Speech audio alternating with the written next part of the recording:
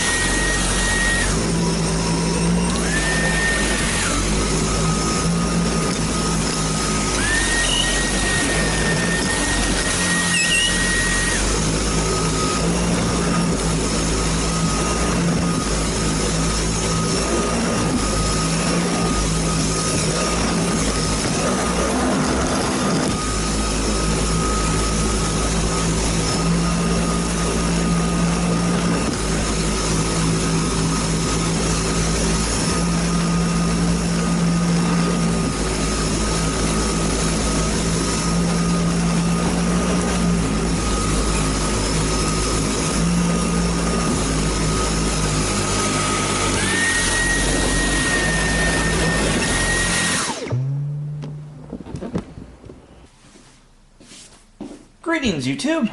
As the much requested video, I'm doing a video on the Dyson SB12, or as you know it, the Dyson V10 cordless handheld upright. Stick vac, portable vacuum, I'm gonna say no. I paid Costco $479.99, so basically $500. This is not a paid review, and that brings me to my main point of doing this. I saw a ton of independent YouTubers rave about this. Just absolutely, this is the best thing since sliced bread. Yada yada yada.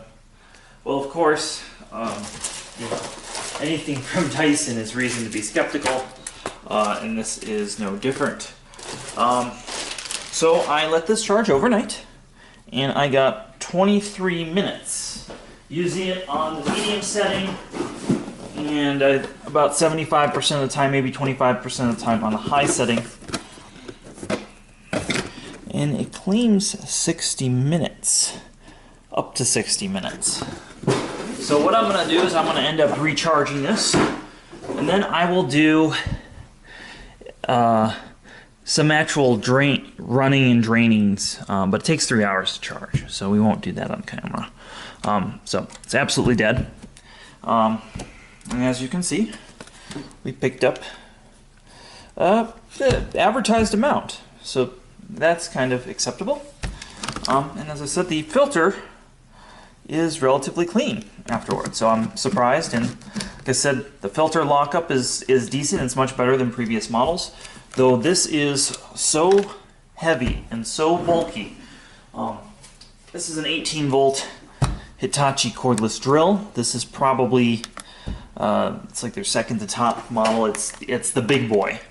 And we're just going to compare it, and you can see how big this thing really is in comparison. It's unbelievably bulky, especially compared to the previous models that were bulky. So right now I would definitely recommend but I'd say I would take the V7 over this, but I'd take a lot of other cordless vacuums before this. So we're going to talk a little bit more about the motor here in a minute. Let's talk about the accessories that came with the Costco model. We have a 26-inch wand, so that's kind of a weird length. This is aluminum, even though it's been powder coated nicely, it'll look like it's plastic. We have a power head. This is the same motor head Dyson's been using. That it looks like they did staple the bristles in a little bit better, but these carbon fiber bristles, see, first run already coming out. There is a squeegee, which is a big improvement. One thing I noticed using it on the bare floor is this thing rattled so much and made so much noise, I didn't feel comfortable bringing it to wood floors. So I'm going to say not for use on wood floors. Tile floor, you know, linoleum, sure, it would be fine. Now one thing I do like about this is you can take a coin, or if you have a number 6 screwdriver, most people will not have a flathead this big. We can pop out the roller, and you can see some dust has settled in the roller. Nice precision ball bearing there, but mostly plastic. So the finest plastics from Dyson. And something that's different about this, just going to mention this real quick. If we look at the label here, is that this is made in Malaysia. Previous generations were made in China, so they're now controlling their manufacturing on that, and you know, hopefully those kids are getting paid more than a bowl of rice a day. So this is the motor, it turns the end, and this is the other bearing set over here. Strange design. It's kind of based off a Panasonic design. It's kind of SIBO-esque though in the way that you can pop the roller out, but that's where similarities end. Let's see how this is to get in. I love doing things like this first time on camera, that way it really demonstrates how this is. Oh, it's eccentric. That's different. Yeah, okay. So that's the head that comes with the Costco model. Now I do know that if you buy the $800 version, or in Europe there's a version that will come with a slightly different head, but really not a huge difference. The other head it comes with is a motorized handheld brush, just like before. This comes out. We have a sleeve bearing, so that will need to be kept clean and oiled. And then the drive is here. So this is very similar to a DC-25 in terms of the idea of how the roller goes in and out and is driven. And the bristles are not carbon fiber, they're a little bit stiffer. I'll put this back. Alright. So there's that. The other tools that comes with, they do give you this nice big extra dusting brush, but again, the bristles are a little too stiff to use on something like a TV, but I'm sure they'd be fine on wood furniture. They've been using this tool for a long time. It's come on a lot of different vacuums. It's a dusting brush, upholstery tool with this very small lint picker, and a nice wide opening. And then a crevice tool. They've scaled down their holes. And it's worth noting that the Dyson once again changed their locking system and their accessories. See this half moon shape. Now this half moon shape not only restricts airflow, but this also keeps you from using previous accessories. So there's that. Now I think the biggest improvement is its biggest disadvantage. So there is a much more modern Cyclone assembly on here, and there's actually a squeegee in here that's going to clean off this metal screen and the lock in a different place. So with previous models of stick vac, people didn't clean them out or detach the bin enough to clean them out, so that was an issue. So they've fixed that idea here. We have 3 speeds. I don't feel like this thing has enough power on max, so I really probably end up using it on max, but like I said, I had to use it on medium just because of the carpet I have, which is the same stuff on here. Now, you might also have noticed there's a Hoover in the background here. And the Hoover has an empty bin. What we're going to do is we're going to see exactly how much dust I picked up. Full Dyson bin, and we're going to reference it with the cordless Hoover by sucking it up with the cordless Hoover. Again, this is not a paid endorsement. So alright, that did a good job cleaning the screen, the hairs off it. And you can see the intake right here. This intake, my finger barely fits in there. Stuff is going to get stuck there. So we're going to do that, and we're going to see what we sucked up. That goes. So that looks like a fair amount of stuff. I hadn't vacuumed my house in 2 days, and this is, I did the staircase, I did some of my downstairs, part of my bedroom, my bathroom, half my living room. So we got some cat litter, which is good, and sunflower seed. So let's see really how much this is in a notably small cyclone, but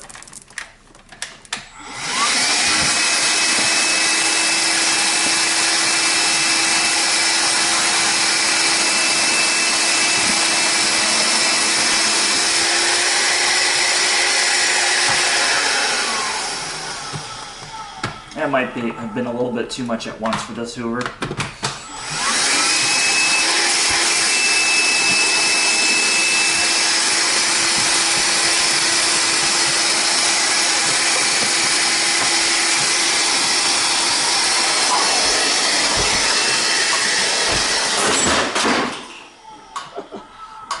Well, that just fell off the table. Exciting. So again, I'm comparing two bins that are about the same size. You're going to see I did stop up the Hoover, but there's plenty of more room in here, which is kind of my point that I wanted to show, is that this really, like a lot of Dyson products, they have a really small bin to make it look like you're picking up a lot. You can see how that's hollow in there. So there's actually not a whole lot of room or a whole lot of space to hold stuff. So I can't imagine what the small bin's like of this model. This is the larger bin. So that's just not going to hold enough. This is not enough power in terms of runtime. This is not enough space to clean a whole house. So I think if you had an apartment, you could maybe get away with it. I'm doubtful. I'm really doubtful. Could you clean a whole car? If you had a sports car, I don't think you could clean a Yukon or something like that out. Full-size SUV, probably not. So there's that. Another thing that was really annoying while you're using this, there's no lock. There's no way to just keep this on. You have to sit there and hold the trigger. And the reason why Dyson insists upon doing this is that you naturally put your finger off the trigger when you don't need it, which saves battery. Now, if this was a two-finger trigger, I think that would be a better solution, or a whole dead man switch, kind of like what Rainbow did on some of their vacuums. But this is a pretty horrible system. I'll be reviewing the Oreck cordless thing soon. But yeah, in terms of if I had to rate this, in terms of something, 1 to 5, I'd rate this at about 3 stars, but I'd say the price makes it prohibitive. Again, this is $500. Full retail price on one of these little Hoovers, it's $299, and it stands up by itself. So we can say that the Dyson is twice the price and really not worth it. The water lift, I didn't have a gauge, but just from what I could tell from feeling my hand and my user experience, was about the same as previous models. I really need to get an airflow gauge so I can please the people who make those complicated airflow charts on Vacuumland. And the warranty is 2 years on this product. So, you're going to have to throw it away in 2 years. You know that's what Dyson is going to have you do. Again, there are other vacuums out there will give you 2 years or 5 years. I think there are some other stick vacuums out there, but I'm not a fan of stick vacuums. And I was really hoping this would be, at least power-wise and runtime-wise, more. And it just isn't. So it's going to go back to Costco, and I'm going to get my money back because I do not wish to keep this. And now I'm going to go get my Central Vac and finish cleaning my house. So as always, please thumbs up this video, and big thank you to all of our Patreons who help us buy things like this to review unbiased. And if you're not on Instagram or you're not following Performance Reviews on Instagram, go follow us on Instagram. We'll probably follow you back. We're trying to get that going. We're trying to be cross-platform and have a one. So one thing I've noticed, if I try to put it on max, I can't actually push this on my carpet. So I'm using it on the medium side. I'll go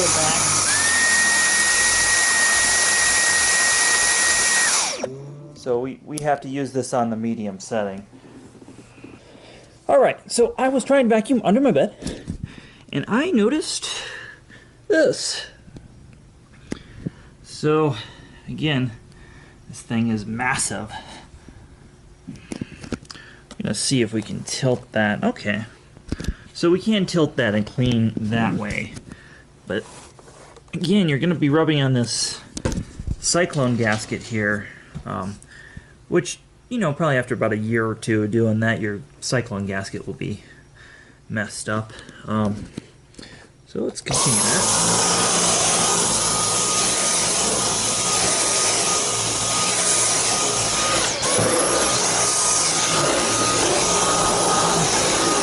The problem with that is when you do it, this nozzle doesn't lock in any particular way. So you're trying to do this, and this nozzle basically flops around on you, and you're really unable to clean much in a straight line. We're going to see how it does on bare floor. I'm going to use it on the max setting, and there's lots of cat litter on this floor right now.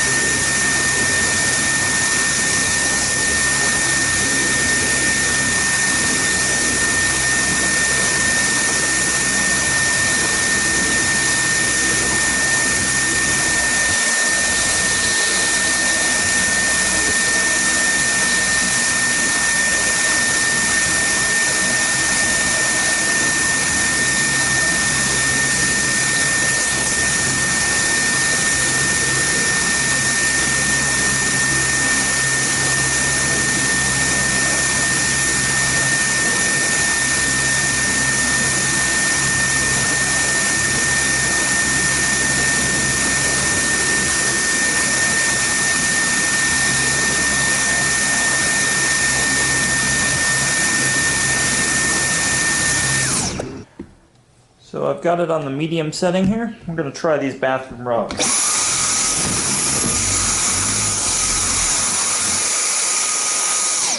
Oh, seems the brush roller shut itself off.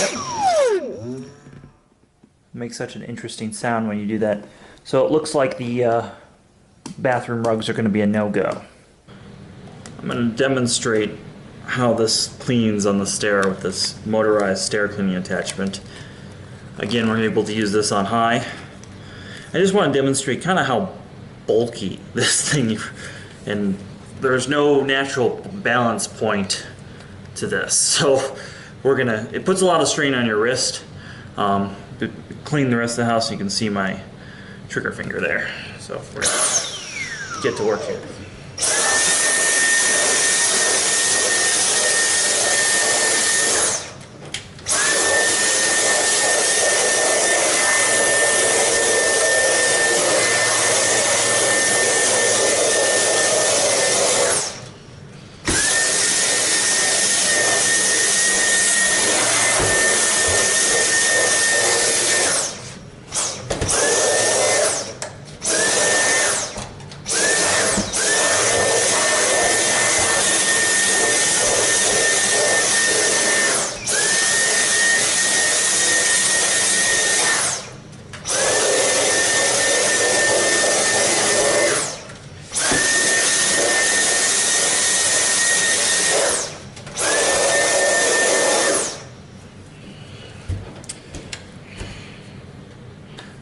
Alright, this has been running for about 23.5 minutes, and you can see the battery is dead.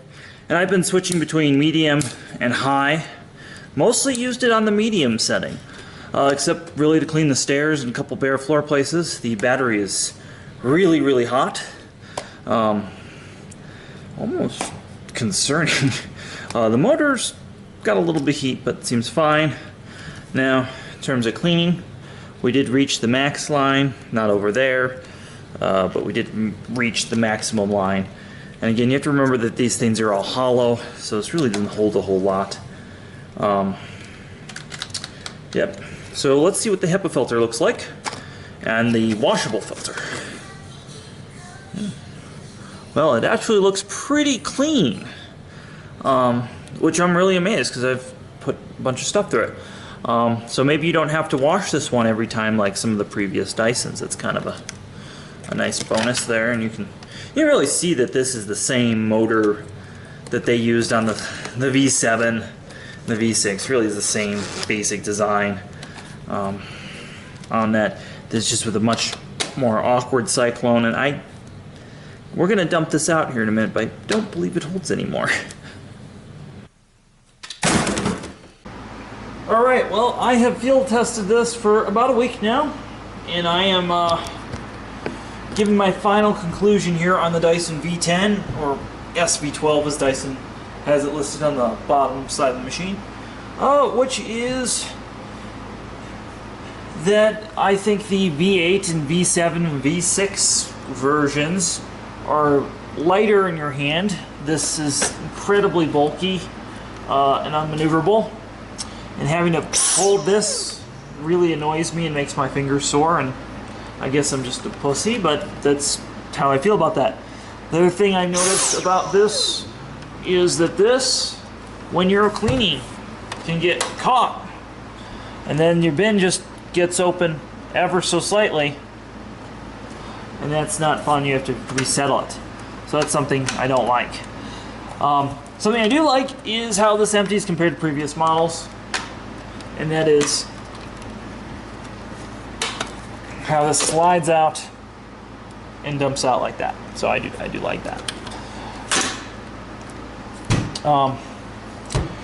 I think that the fact they keep changing their attachment system is kind of bad. It means you can't use previous attachments. And if anybody from Dyson is watching, the way that this should be sold is they should sell you one of these, and then there should be a magical thing called a bare floor tool. Something looks like this should be sold with it, that's just straight suction, so you don't damage your delicate floors, or if you have wood floors. So I found that this to be too harsh on bare floor. Other thing I noticed about it is that the 60-minute claimed battery life is about 23 minutes if you use it on medium, so there's no way you're ever going to get that kind of battery life. Then of course there's this. So let's say you want to empty this.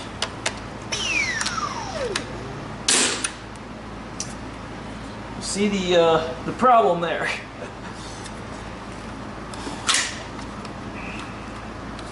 I may have just broken it doing that.